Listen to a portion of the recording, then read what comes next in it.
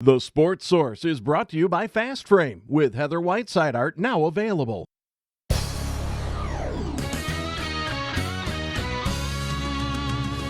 You are watching East Tennessee's first and only year-round sports talk show on television. This is The Sports Source with your host, John Pennington. Good Sunday morning and welcome into The Sports Source. Got a pretty day outside. Put it on hold for 1 hour. You can go out and enjoy a nice, cool, sunny day in an hour. Right now, we're going to talk Tennessee football. For the vast majority of this show, we got a lot of stuff to cover. X factors, teams on the schedule that might be bigger, more dangerous than we might have thought. We'll take a look at a lot of different things. Let's jump right in.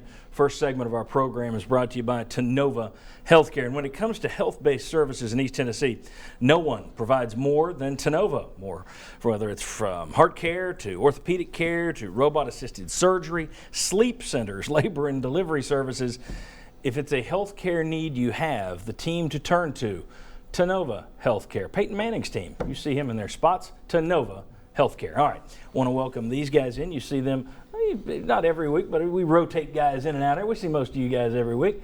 Jimmy Himes right here, Mike Strange right there, Ward. Josh Ward, Chuck Cavaleris, and Jimmy, I don't know if we get a shot of this, but you have a golf challenge coming up that you'd like to promote. Yeah, we do. It's May the 20th. It'll be at Willow Creek. It benefits the Sertoma Center, and it's hard to believe, but this is our 17th year of this tournament. So it's a great cause. If you want to sponsor or get a team up, we'd love to have you. If you want to give me a call at 212-4619, we'll take care of you. There you go. All right. Very good. Guys, Butch Jones welcomed UT students into the arena yesterday to watch his Vols practice. The bigger story coming out of the spring, and Josh and I were talking before the show, you can kind of rinse and repeat on this stuff every spring. You start the spring by saying, well, you hope you won't have injuries. By week one, you got a few. Is it a big deal yet? By about week 3, you're sitting in this same position saying, all right, you had 14 guys out as going into yesterday, and then you had Justin Martin, Austin Smith, Emmanuel Mosley really didn't take part. Darren Kirkland was used sparingly. At some point, you're building depth, and that's good. There comes a line of demarcation where you say, okay, now you're running in trouble of not getting enough practice time to guys. Have you crossed that Rubicon yet? Have you crossed that line now? Jimmy, I'll start with you. I think they have, and I asked Bob Shoup the other day, though, are you concerned? Because at that time, they had like 6 defensive linemen out, their best linebacker, really good defensive back, and he said, no, they're getting the mental reps that they need. My concern is, though, you're trying to put in a bit of a new defense. Now, if you had the same defensive coordinator, I don't think having those losses would be as significant, but I think when you're trying to put in a new scheme, I think there is a bit of a concern about how efficient this defense will be early in the year. Shoup has given credit to Butch Jones, though, for at least keeping those guys mentally involved. He says he's never seen that in another place where they assign them work to do on the field. The guys who are injured are still involved in it, but I agree with you. I think it's starting to be a concern. Fellas, thoughts? I don't think it's as big a concern. Football's an injury sport, and if it was baseball, basketball, and you had the spring practice, fine, everybody's out there, there's not much chance you're going to get hurt. But if anybody's got any concerns at all about injuries, I think they're fine not being there in the spring, and as long as they're there in August. I would say it's not a concern, which has to be terrible English, but because of the new defense, or at least changes with a new defense coordinator coming in, that's something you think about with guys not being out on the field. But Darren Kirkland Jr. is a guy that you hope to take a big step, and I think this could be a big spring for him. And then Derek Barnett, Jalen Reeves-Maven, I don't think those are guys you worry about when you get to August and September. Chuck? We have a concern. The needle is starting to move just a little bit towards that. I mean, look, it's still just like 10 days or so, less than 2 weeks to the Orange and White Festival, and you're going to really be limited in your ball. Who you're going to be able to use then. So yeah, it is a concern. I don't think could I add one thing? Go ahead. Because it's spring and they practice 3 days a week, those other days they basically have like a whole different set of practices and installs for the guys that are hurt. So that also plays a role, yeah. I think. Yeah. I don't think it bothers the Mavens and the Derek Barnetts. but you're trying to get Kyle Phillips better. You're trying to get. Well, Dylan Bates is a guy that you keep waiting for, and here now he's out of the mix again. And if you, So when you start adding those people up that haven't really proven much, that's where I think it's a concern. I don't know how you get better when you're not practicing. but if you zero in, John, isn't it like the front 7 on defense, more or less, that you would really be, if there is a concern, that's where it would be?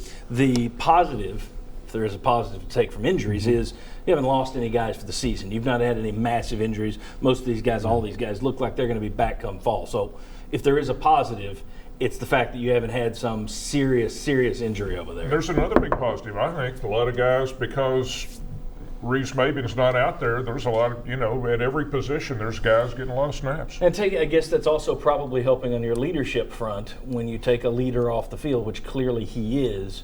Other guys are going to have to step into that void, and they've given praise to guys like Todd Kelly Jr. for stepping up into that role a bit. All right, there hasn't been a ton of talk. There has been a ton of talk in the media and among fans that the deep passing game needs to improve for Tennessee. Even if you go back to the middle of last season, we put up the T. Martin comparison. Wasn't the most accurate guy in the world, but once or twice a game he would hit a big one over the top, completely changes the dynamic of your offense. We've talked about Josh Dobbs being able to do that, needing to do that, yet you haven't heard much talk of success so far. Mike DeBoard came out yesterday and said, well, we're still working on that deep passing game. Is that a concern that you're not seeing that move forward yet? Yes. Yes, it is. I think that's been said over and over. That's the element they need to add, or an element they need to add to this offense. And we got to see the whole practice yesterday, and didn't see any home runs. I mean, is it becoming I guess the better way of saying it, since we have asked it's a concern, is it becoming a bigger concern? Did you expect growth at this point? And I'm a little surprised you haven't heard. We all know how coaches are, and when they start to focus on something, many times you will hear that things are looking better, even if they're not. You're not hearing that on this front, which is a little surprising to me. Did anybody expect steps forward in that area or no? John, I really didn't, because I don't think Dobbs throws a very good deep ball, and I don't think it's just going to start clicking. If Darmody throws it, you got a pretty good chance of it being completed, because he throws the deep ball better than Dobbs.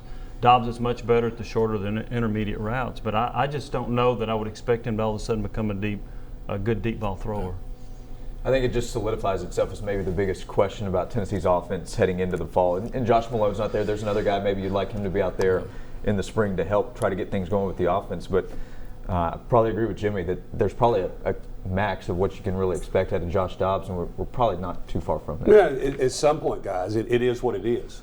I mean, all quarterbacks can't make plays with their feet the way Josh Dobbs does. Yep. And he brings an element with that. I think Tennessee is really looking at trying to be more dynamic on the edges, on being able to make more of those plays. If the blueprint on Tennessee is press coverage, and if you're going to have to show you can defeat that, maybe even more so than hitting a deep ball. Well, it's interesting if you look at Tennessee's schedule, and we will look at it a little later in the show, game by game.